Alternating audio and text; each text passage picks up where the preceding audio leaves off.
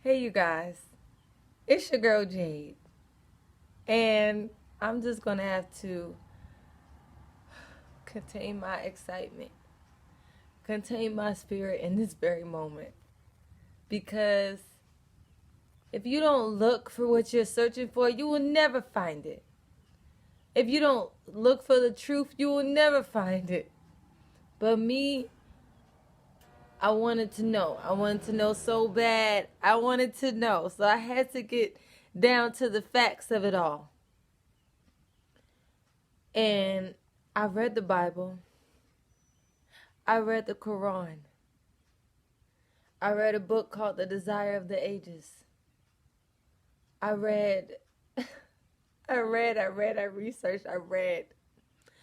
I got messages from the people, messages from old and young. I put the pieces together as far as what made sense to me in my mind and what made sense from history's perspective. As far as I'm concerned, 3 has always been my lucky number. I pay attention to the numbers. I'm good at deciphering codes. I believe that God sent us 3 messages. Okay? 3 holy books, because the Bible is the Old Testament and the New Testament combined. Okay?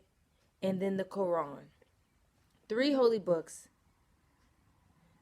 3 prophets who were able to speak directly to the Most High.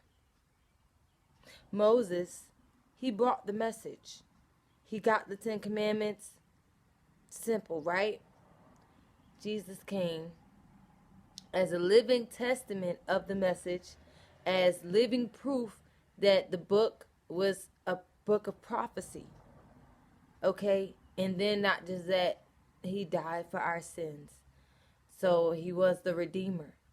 He was the one that basically took all the blame for any wrongs that you could have ever committed. He took the blame. He died for our sins. He gave us a clean slate. Muhammad was the 3rd and the last prophet, according to the Quran, right?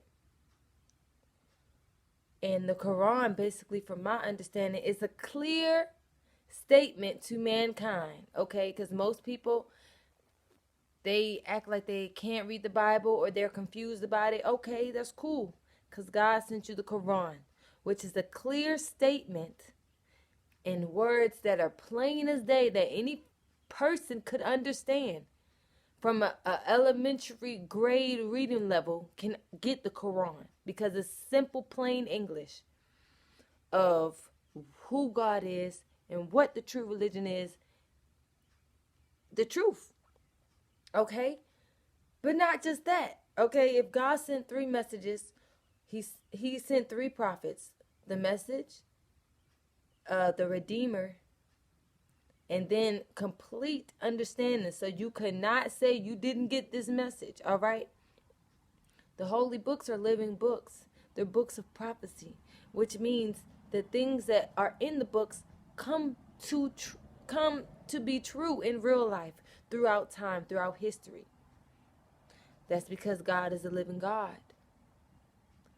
So that must mean, hold on. First off, I need to let y'all know that why is it that some people spell Quran with a K, some people spell Quran with a Q? Because I want to know who Muhammad is. Because everybody knows who Moses is. Everybody knows who Jesus is. But I wanted to know who Muhammad is. And I just wasn't convinced that it was the Honorable Elijah Muhammad. I just wasn't convinced. Because I looked up who Elijah Muhammad studied under. And it happened to be a man by the name of W.D. Fard or Ford. This man had a lot of different aliases. So people, look up these names, okay? These were the basically is the foundation of the Nation of Islam today. These men. But I wanted to know if Elijah studied under Ford/this man of many names. Now, who did this man study under? Brought me back to the noble Drew Ali. The noble Drew Ali. The noble Drew Ali. Very smart man. He founded the Moorish Science Institute. The knowledge of the Moors is very important to our society. But I kept asking because I'm still a little bit confused. Because where is Muhammad? Where is this prophet? If it's not Elijah, if it's not the Honorable Elijah Muhammad, then who is? And then the Honorable Drew Ali, he doesn't have Muhammad in his name. So who is Muhammad? The Sultan of Morocco. His name was Muhammad. God damn it. The Sultan of Morocco. His name was Muhammad. And not just that. Morocco was the first to recognize the U.S. as a state, as a nation. They signed a peace treaty with the U.S. The first to recognize them as a nation. What was the peace treaty signed was what, in 1777? I need to look up. I mean, I have the information on the paper, but the paper's not in front of me because I needed to make this video. Okay, so follow the history. Follow the history. That's all I have to say. Like, I just need to stop right there because this information is just beyond me. But at the end of the day, I do know one thing. There is only one true God and one true religion. Complete submission to the Most High is the only true religion. Islam means complete submission to God. And not just that. These holy books, these prophetic books are living books. And if you follow the history, the prophets are who they claim to be. They brought the message and they warned the people. The messenger's only job is to warn the people and to get the message out very clearly to the people so that they can understand. Anything that I said in this video, you guys can do your own research because I took the time to research this on my own because it was close to my heart and it was close to my spirit, and I wanted to understand why. Anybody have any questions, they can definitely contact me because I have no problem explaining what I have researched to the people. But one thing's for certain. If America is these United States, that means that everyone has freedom of speech, freedom to worship whatever God that they want, just freedom. That's what they have. It's your God-given right. So that must mean that the people here should be religiously tolerant to let people do what they want.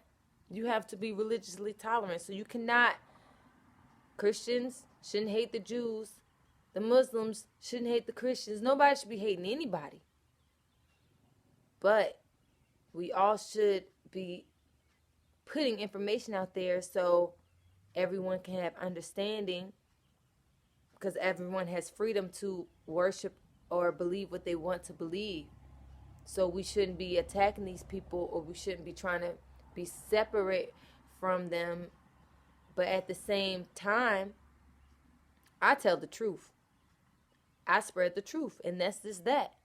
So in these United States of America, where I have the freedom of speech, and I am protected by the Constitution, and I am a Moorish American, which means the Constitution does apply to me in my rights, and I will be treated as a citizen of the U.S.